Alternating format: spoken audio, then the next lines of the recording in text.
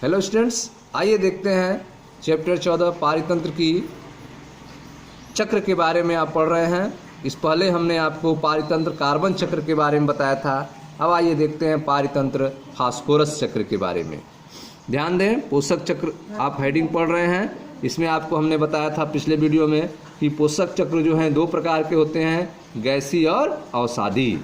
ठीक है, गैसी में जो नाइट्रोजन कार्बन चक्र ये सब गैसीय में आते हैं, जबकि सल्फर फास्फोरस जो चक्र होते हैं वे अवसादी में आते हैं। तो आइए देखते हैं फास्फोरस चक्र के बारे में। ध्यान से आप समझें फास्फोरस चक्र होता क्या है। फास्फोरस जैविक झिल्लियों, न्यूक्लिक एसिड, ठीक है, तथा कोशिकीय ऊर्जा स्थानांतरण प्रणाली का एक प्रमुख घटक है।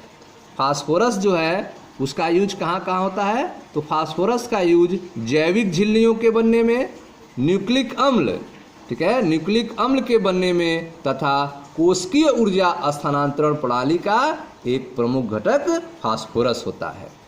अनेक प्रणालियों को, ठीक है, अनेक प्राणियों को अपना कवच, अस्थियां और दांत आदि बनाने के लिए फास्फोरस की आवश्यकता होती है। ठीक है, तो आप देख रहे हैं कि फास्फोरस जो है वह जैविक झिल्लियों, न्यूक्लिक एसिड और कोशिकीय ऊर्जा स्थानांतरण प्रणाली में फास्फोरस की एक प्रमुख भूमिका होती है, एक प्रमुख घटक होता है। इसके अलावा फास्फोरस जो है अनेक प्राणियों को अपना कवच, अस्थियां और दांत आदि के बनाने में भी फास्फोरस की आवश्यकता होती है। फास्फोरस का प्राकृतिक भंडारण चट्टानों में है। फास्फोरस का प्राकृतिक भंडारण जो है वह चट्टानों में है, जो कि फास्फेट के रूप में फास्फोरस को संचित किए हुए है। ठीक है, तो फास्फोरस जो है प्राकृतिक भंडारण के रूप में चट्टानों में पाया जाता है और यह फास्फोरस फास्फेट के रूप में वहाँ पर चट्टानों में उपस्थित रहता है। जब चट्टानों का अपक्षय होता है, ठीक है, जब चट्टानों का अपक्षय होता है तो थोड़ी मात्रा में ये फास्फेट भूमि के विलयन में घुल जाते हैं और उन्हें पादपों की जड़ों द्वारा अवशोषित कर लिया जाता है। ठीक है, तो आप देख रहे हैं कि यह जो चट्टानों में, ठीक है, फास्फेट के रूप में फास्फोरस उपस्थित हैं, वे फास्फोरस पौधों को कैसे मिलते हैं, तो जब चट्टानों का अपक्षय होता है तो थोड़ी मात्रा में ये फास्फेट भूमि के विलयन में घुल जाते हैं और उन्हें पादपों की जड़ों द्वारा अवशोषित कर लिया जाता है। ठीक है, शाकाहारी एवं अन्य जानवर इन तत्वों को पादपों से ग्रहण करते हैं।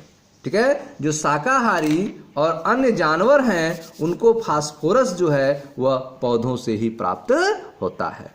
चित्र 14.7 देखिए ध्यान से, यह आपका चित्र 14.7 है।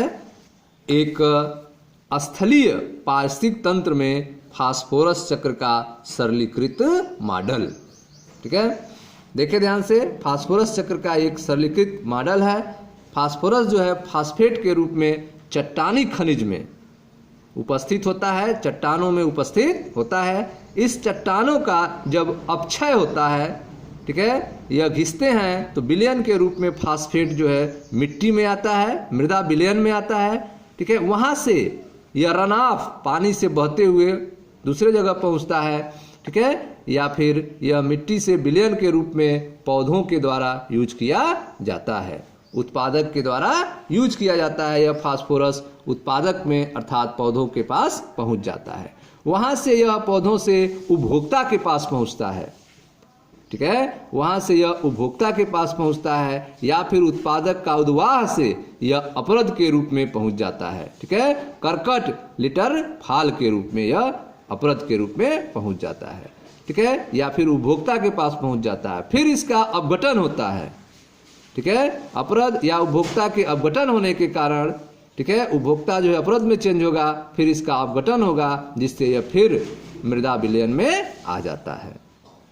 ठीक है, तो इस तरह से आप देख रहे हैं कि एक स्थलीय पारिस्थितिक तंत्र में फास्फोरस चक्र कैसे चलता है। तो इसमें आप देख रहे हैं कि फास्फोरस जो है चट्टानी खनिज में फास्फेट के रूप में होता है, जिसका अपक्षय विलयन होने के कारण यह मृदा विलयन में आता है। फिर वहाँ से यह उत्पादक के पास पहुँचता है, उत्पादक से उपभोक्ता के पास, फिर अपरद और फिर अपरद के अपघटन होने से मृदा विलयन में आ जाता है। तो इस तरह से फास्फोरस चक्र चलता रहता है। आगे देखें,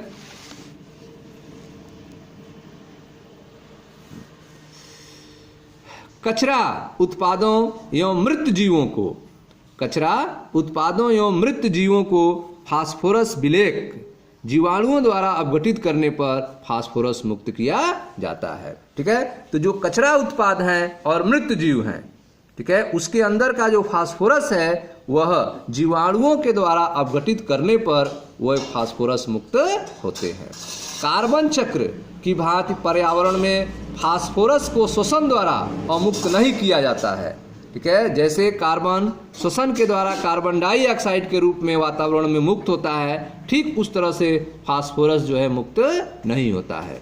ठीक है, कचरा उत्पादों एवं मृत जीवों को फास्फोरस विलेयक जीवाणुओं द्वारा अपघटित करने पर फास्फोरस मुक्त किया जाता है।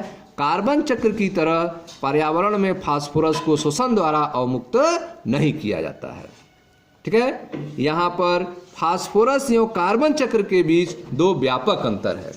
फास्फोरस चक्र और कार्बन चक्र के बीच में दो व्यापक अंतर है। पहला, बरसात के द्वारा वायुमंडल में फास्फोरस का निवेश कार्बन निवेश की अपेक्षा बहुत कम होता है।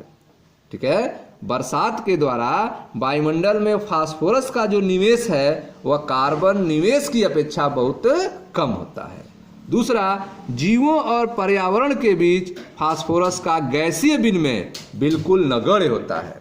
ठीक है, कार्बन का कार्बन डाइऑक्साइड के रूप में गैसीय विनिमय हो सकता है, कार्बन का गैसीय विनिमय हो सकता है, जबकि फास्फोरस का जीवों और पर्यावरण के बीच फास्फोरस का गैसीय विनिमय बिल्कुल नगण्य होता है। ठीक है, तो इस तरह से आपने देखा कि फास्फोरस और कार्बन चक्र के बीच में दो व्यापक अंतर है। पहला कि बरसात के द्वारा वायुमंडल में फास्फोरस का निवेश कार्बन निवेश की अपेक्षा बहुत कम होता है। दूसरा, जीवों और पर्यावरण के बीच फास्फोरस का गैसीय विनिमय बिल्कुल नगण्य होता है। ठीक है स्टूडेंट्स, तो यह था आपका फास्फोरस चक्र के बारे में। मिलते हैं नेक्स्ट वीडियो में, जहां पर हम आपको पारितंत्र सेवाओं के बारे में बताएंगे। Thank you.